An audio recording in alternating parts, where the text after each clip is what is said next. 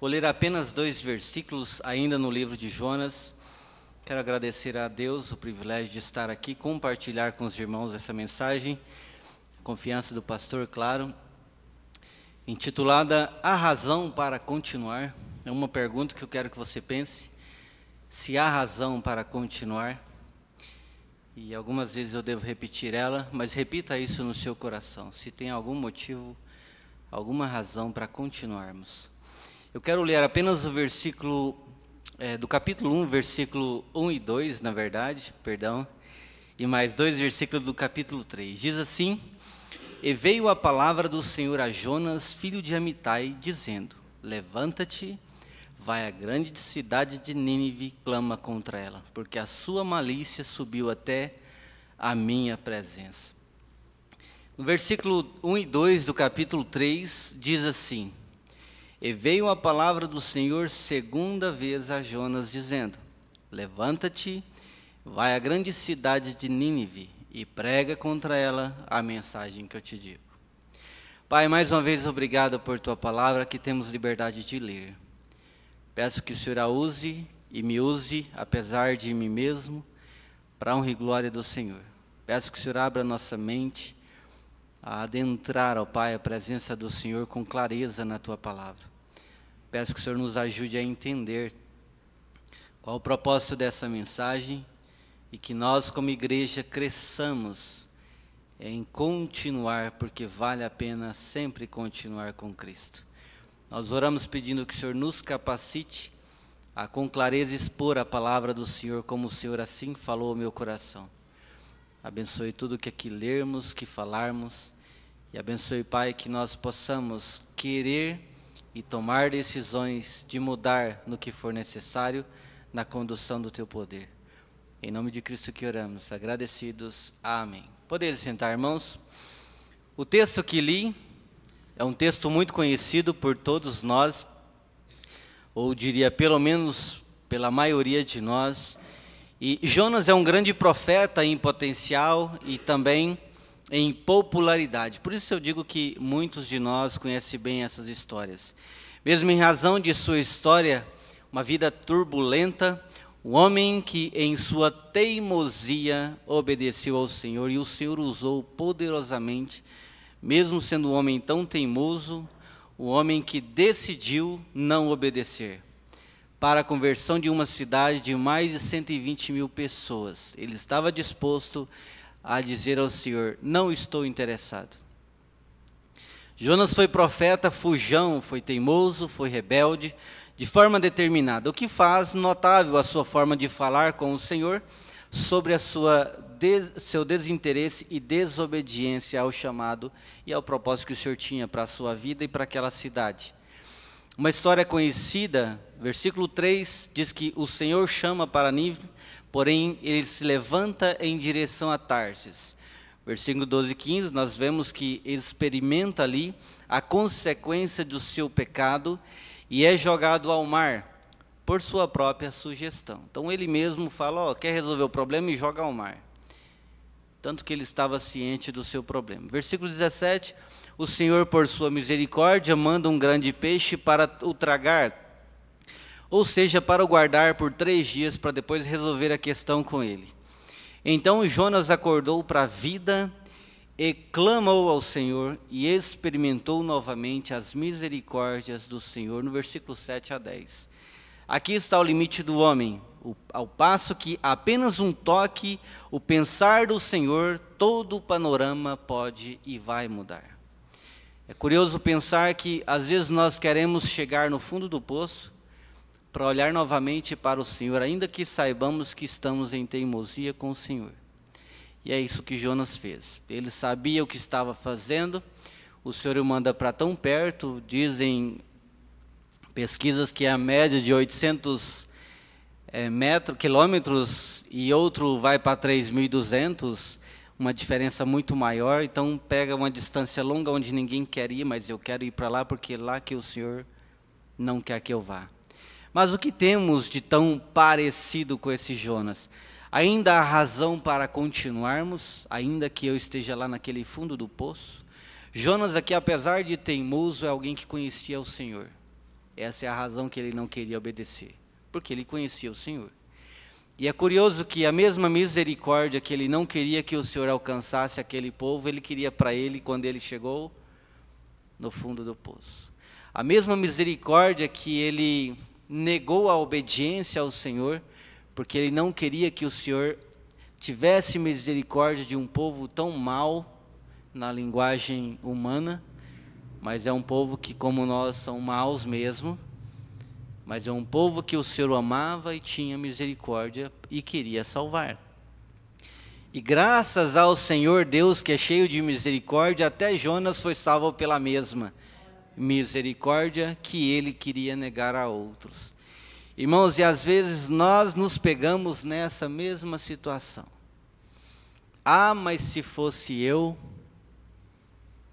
É como você dizer assim, por que eu posso falar para um presidiário que há recursos para ele, porque o Senhor perdoa tudo, mas o meu irmão da igreja, Deus não perdoa tudo? Não combina com a palavra do Senhor. É totalmente incoerente quando nós chegamos a evangelizar pessoas, porque a palavra do Senhor não cita limite a perdão, desde que haja arrependimento.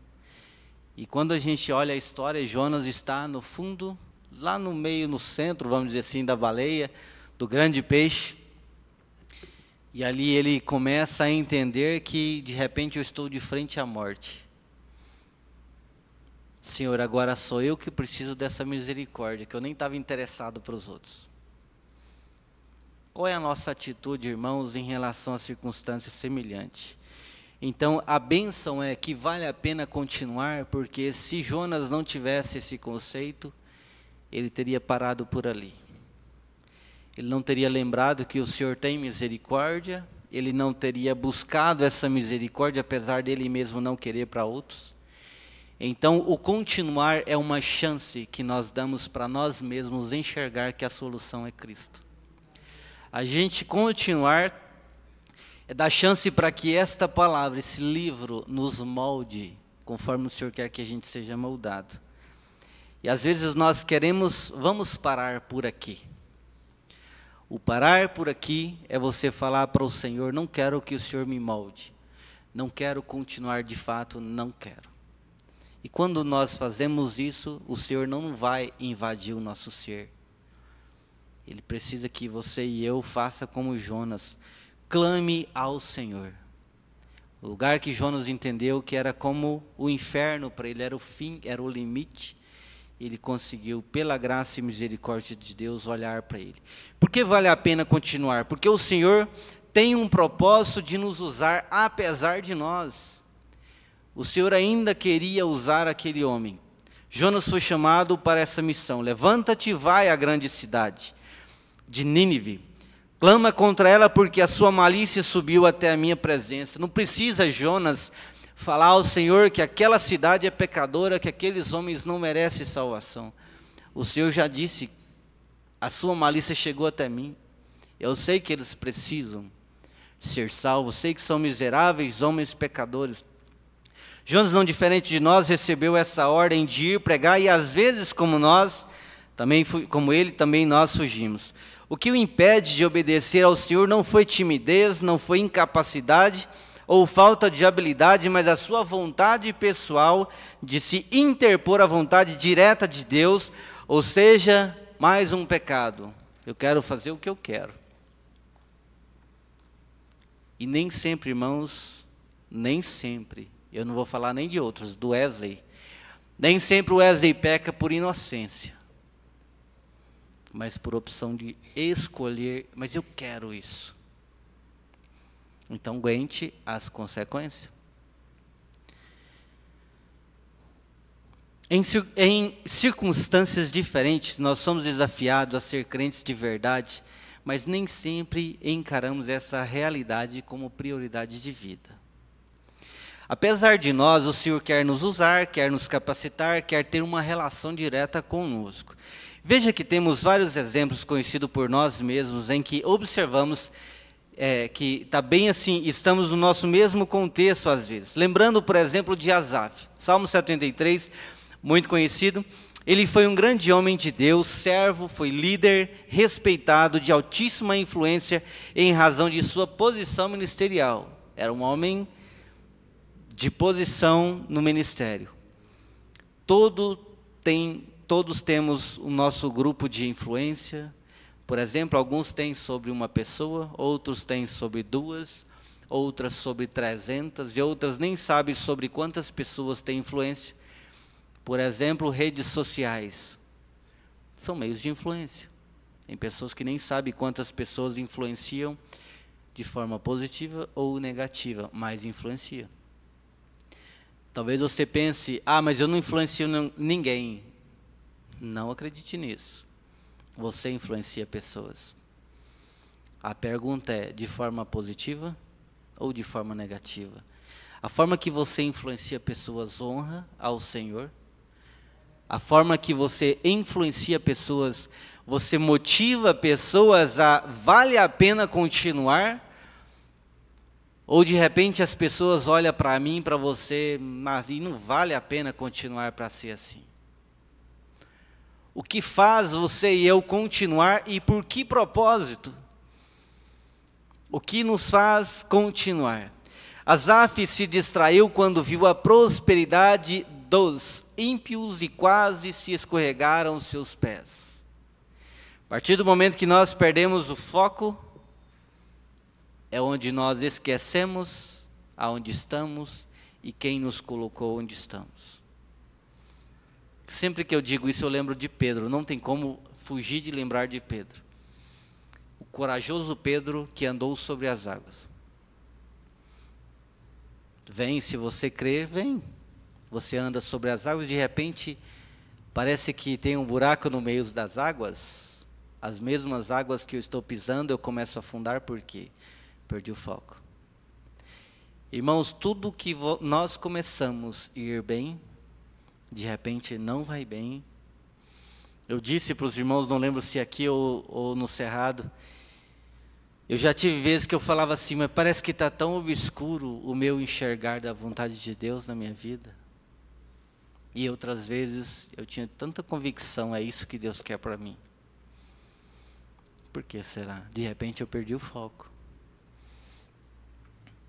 Asaf se distraiu. O que tem nos tirado desse foco, irmãos? Já não sirvo como antes, já não evangelizo como antes, já não canto como antes, já não oro como antes, nem leio a Bíblia sequer como antes. Nem mesmo sou fiel aos dízimos, ou sequer me importo com missões ou qualquer outro projeto. Sou indiferente. O que aconteceu comigo? Asaf soube o que aconteceu com ele, soube onde caiu e entendeu. Salmo 73, verso 13 e 15. Em vão tem purificado o meu coração, palavras de Asaf. Se eu dissesse, falarei assim, eis que ofenderia gerações de teus filhos. Essa primeira parte, Asaf está se desabafando, ele está falando tudo o que pensa. Mas ele tinha consciência que ele tinha influência sobre outros. Se eu dissesse assim, ofenderia as gerações de teus filhos.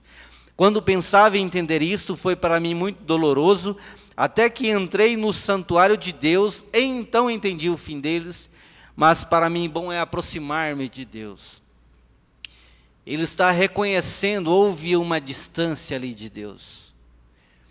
Ele precisa estar perto de Deus para manter o foco. Ele reconhece que algo não está certo. A bênção é que ele não perdeu a consciência cristã de preservar seu testemunho e não atrapalhar a obra do Senhor. Amém, que ele reconheceu onde caiu. Apocalipse 2, versos de 2 a 5, diz: conheço as tuas obras e o teu trabalho, a tua paciência e o que não podes sobre os maus. Pusestes à prova os que dizem ser apóstolos e o não são, e tu achastes mentirosos, e sofrestes e tens paciência, e trabalhastes pelo meu nome e não te cansastes. Mas tenho, porém, contra ti que deixastes o teu primeiro amor. Lembra-te de onde caístes, arrepende-te, pratique as primeiras obras, quando não, brevemente a te virei. Tirarei do seu lugar o teu castiçal, se não te arrependeres. Então, irmãos, vamos fazer como Jonas fez. clame enquanto é tempo, porque vale a pena continuar. Há alguma coisa que precisamos acertar com o Senhor? Há alguma razão para continuar? Sim. Jonas era o pregador, o missionário, tinha uma missão. Asaf era o regente do rei, tinha uma missão. Você tem uma missão, qual é? Você o sabe? Você o faz? E o faz com o primeiro amor ou apenas cumpre rotina? Você tem motivos para continuar, sim, irmãos. Em segundo lugar, a razão para continuar, porque o Senhor tem um propósito de nos corrigir, de nos melhorar, de fazermos voltar aonde estávamos. Jonas foi guardado para a correção. Preparou, pois, o Senhor um grande peixe para que tragasse a Jonas, e esteve Jonas 3 dias e 3 noites nas entranhas do peixe. Guardadinho lá, quentinho, esperando o momento que o seu coração estava pronto a deixar Deus mudar. Será que o Senhor precisa nos guardar quanto tempo? E aonde o Senhor precisa nos guardar? Lembre que o Senhor permitiu um problemão gigantesco em volta de todos que não tinham nada a ver com o problema. Todos os marinheiros sofreram o problema. Todos começaram a ter prejuízo em jogar suas coisas para tentar resolver o problema com as próprias mãos. Perceberam que não conseguiriam. Vamos partir, porque cada um vai para trás do seu Deus como resolver o problema. De repente, chegam até Jonas, e aí, dorminhoco? Fala com seu Deus também. E Jonas tranquilo, calmo, dormindo. Eu não preciso falar com meu Deus, eu sei o problema. Eu não preciso procurar ele, o que é o problema. Eu sei o que é o problema e qual a solução do problema. Simples assim. O meu Deus é o único Deus verdadeiro, está no controle das coisas. O problema é porque eu estou em pecado. E a forma de resolver o problema é eu abandonar o pecado ou vocês me tiram de perto. A solução é simples. Vocês têm coragem de me jogar no mar? Aí cada um com o seu remorso, nós vamos matar esse homem? Pode jogar. Pode jogar. Tá aqui o mar, me joga, vai resolver seu problema. E aí eles jogam, o problema acaba. Como não temer um Deus desse? Não tem como não temer um Deus que se mostra presente e o filho conhece o pai que tem. O papai sabe que é só me jogar aqui e resolve o problema para mim. Você quer ficar no problema ou você quer me resolver o problema me jogando? Então Jonas é jogado, o problema resolve, todos começam, de repente o Senhor, temem ao Senhor também. Porque viram que aquele Deus é Deus. Não é um Deus, é Deus, o Deus. Ali Jonas, o Senhor sabia do problema, sabia que seria jogado, e o Senhor já estava com o peixe esperando para carona. É você que vai guardar ele para mim por 3 dias e 3 noites, até que ele entenda. Qual é o peixe que o Senhor precisa para mim? Irmãos, eu já tive tempos de oração em que eu falava, Senhor, é como o Senhor não está me ouvindo, apesar que eu sei que eu não mereço, mas por favor, fala comigo. Senhor, fala comigo, por favor. Senhor, fala comigo, por favor. E nada. De repente eu estava sendo guardado também. E não entendia. Jonas estava sendo guardado para correção. Jonas, em sua rebeldia, como filho, também estava sendo repreendido. O Senhor trouxe esse problema, a tempestade. O Senhor mandou, tudo aconteceu em volta. Ele picou, trouxe, tudo isso, uma história bem conhecida. Imediatamente o mar cessou apenas quando foi abandonado aquela situação. Sai desse lugar. Agora, a partir do momento que Jonas caiu naquele mar, quem estava sob controle dele, 100% era o Senhor. Porque ele nem esperava vida mais. Ele já esperava morte. E quando você e eu esperamos, será que há vida para mim ainda? Eu, graças a Deus, nunca passei por essa experiência, mas já passei por pessoas que amamos por essa experiência. E você olhar, Senhor, será? O fato é, irmãos, que aqui é só um tempo que o Senhor nos prepara. Mas o Senhor não queria levar a vida que Jonas tinha aqui. O Senhor queria usar esse Jonas teimoso. Então o Senhor guardou-o dentro do peixe até que orou ao Senhor. E orou Jonas ao Senhor, seu Deus, das entranhas do peixe, e disse: na minha angústia clamei ao Senhor, e ele respondeu: do ventre da sepultura gritei, e tu ouvistes a minha voz. Quando desfalecia em mim a minha alma, lembrei-me do Senhor, e entrou a ti a minha oração no teu santo templo. Essa expressão, lembrei-me do Senhor, me lembra também do filho pródigo que lembrou do Senhor quando? Quando estava no fim do poço. Irmãos, não esperemos estar no fim do poço. Jonas sentiu angústia, sentiu a morte de perto, sua alma desfalecer, e então se lembrou do Senhor. Asaf, até que entrei no santuário de Deus, então entendi o fim deles. Onde precisamos estar para entender nosso limite, nosso fim, e adentrarmos também ao santuário de Deus? Jonas acordou para ver que era Deus depois de encontrar com a morte. Quem era Deus? Ele entendeu, olha que versículo fantástico, capítulo 2, versículo 8 a 10, se você quiser marcar. Os que observam as falsas vaidades deixam a sua misericórdia. Quando nós nos prendermos às vaidades que são falsas, aquela segurança falsa, o dia que nós nos prendermos a ela, nós estamos, como diz Jonas, deixando a misericórdia do Senhor. Porque nós estamos nos prendendo no que não tem firmeza, no que é fútil, no que não se continua. Falou, pois, o Senhor ao peixe, ele vomitou a Jonas na terra seca. Quando Jonas clamou ao Senhor e entendeu que aquilo que ele estava se prendendo eram vaidades.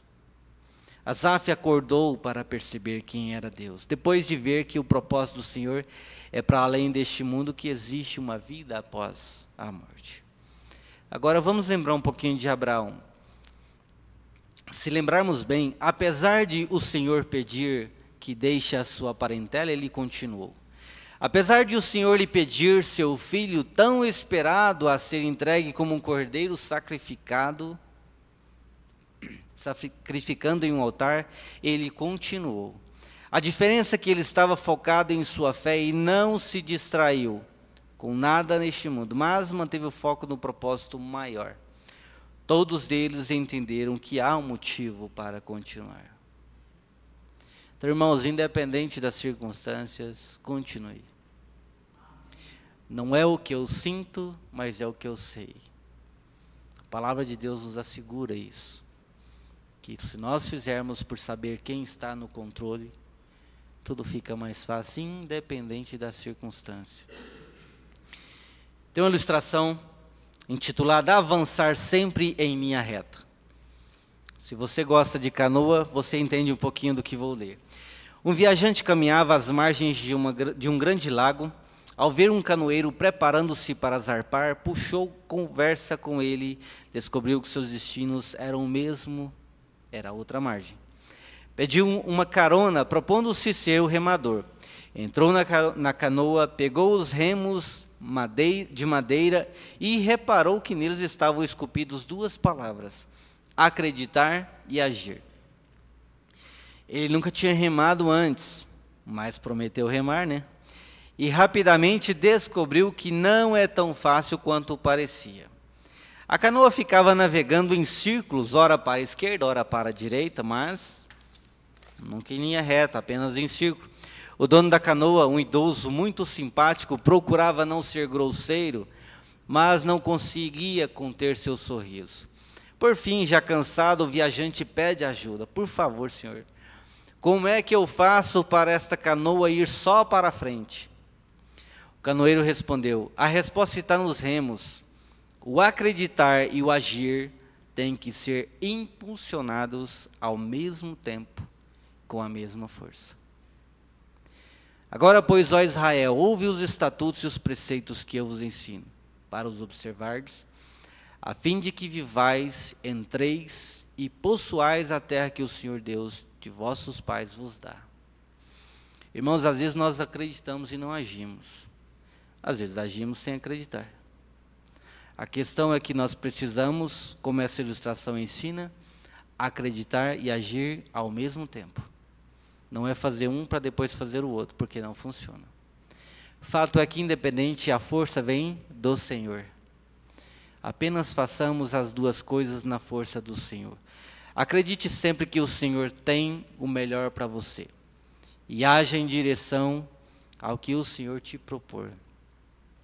Jeremias 29, versículo 11 diz: porque eu bem sei os pensamentos que tenho a vosso respeito, diz o Senhor, pensamentos de paz e não de mal, para vos dar o fim que esperais. Então me invocareis, e ireis, orareis a mim, e eu vos ouvirei.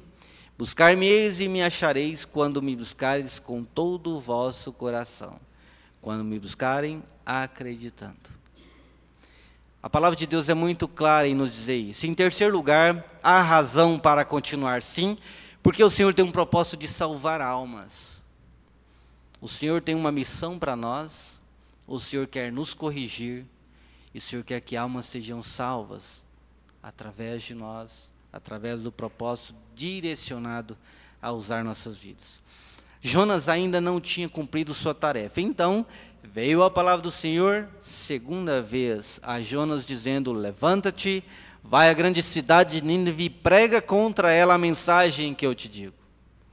O Senhor trouxe Jonas para o propósito inicial. Por que já não continuou de lá, né? Precisamos dar a volta para chegar no mesmo propósito. O Senhor queria usar Jonas, tinha uma missão a ser feita, o Senhor queria salvar almas desde o início. Jonas anuncia a palavra do Senhor, capítulo 3, versículos de 5 a 10. E os homens de Nínive creram em Deus, proclamaram um jejum, vestiram-se de saco, desde o maior até o menor. Esta palavra chegou também ao rei de Nínive, e ele levantou-se do seu trono, tirou a si as suas vestes e cobriu-se de saco, sentou-se sobre as cinzas, e Deus viu as obras deles, como se converteram do seu mau caminho, e Deus arrependeu do mal que tinha anunciado lhe faria, e não fez. Há razão para continuar, irmãos, porque pessoas serão salvas por sua vida, por causa do seu testemunho, por causa do ministério que o Senhor confiar em você, ainda que uma única alma venha a ser salva. Vale a pena continuar. Cristo também, irmãos, teve diante das circunstâncias complexas de decisões. Veja o que Mateus, verso 26 a 39 diz. Indo um pouco mais adiante, prostrou-se com o rosto em terra e orou: meu Pai, se for possível, afasta de mim este cálice, contudo, não seja como eu quero, mas sim como tu queres. Jesus era Deus, mas estava aqui como homem, sem pecado, é claro. Mas ele sentia dores, frio, calor, fome, alegria, angústia, tristeza, etc., como eu e você. Você já pensou se Jesus não continuasse? Que recurso haveria para mim e você? Irmãos, Jesus estava disposto, não a minha, mas a tua vontade. Ele quis continuar, se esta era a vontade do Senhor. Jesus apenas se expôs, porque ele era homem também, como eu e você. Só não era pecador, mas era 100% homem, 100% Deus. Mas ele não usurpou ser como Deus. Neste tempo em que era a Páscoa, Jesus estava com a sua alma cheia de tristeza. A minha alma está cheia de tristeza até a morte. Ficai aqui e velai comigo. Disse a Pedro e a 2 filhos de Zebedeu: contudo, não seja como eu quero, mas sim como tu queres. Mesmo com tristeza, irmãos, façamos o mesmo. Não o nosso querer, mas o do Senhor. Às vezes nós precisamos fazer como Cristo. Orem por mim. Às vezes nós precisamos orar por outros. Jesus estava angustiado, Jesus estava já sentindo o peso do seu e do meu pecado. Mas ele não parou por isso. Então, a razão para continuar. Cristo estava focado no propósito maior, que era a nossa salvação eterna. A razão para continuar. E se Jonas não continuasse, Asaf não continuasse, Abraão, ou principalmente Cristo, não continuasse. Não pare. O Senhor tem um propósito de nos usar, um propósito de nos corrigir e de salvar almas. A razão para continuar. Filipenses capítulo 3, versos 13 e 14, diz assim: irmãos, não penso que eu mesmo já o tenha alcançado, mas uma coisa faço, que esquecendo das coisas que ficam para trás, avançando para a que estão diante de mim, prossigo para o alvo, ao fim de ganhar o prêmio do chamado celestial de Deus em Cristo Jesus. Irmãos, se nós esperarmos a vida ficar fácil para servir ao Senhor, Cristo vai buscar a igreja. E você continuará no seu problema. Ou a única vida que Deus deu a você e a mim vai passar. Que nós façamos decisões o tempo todo. Ah, mas está difícil, eu sei que está.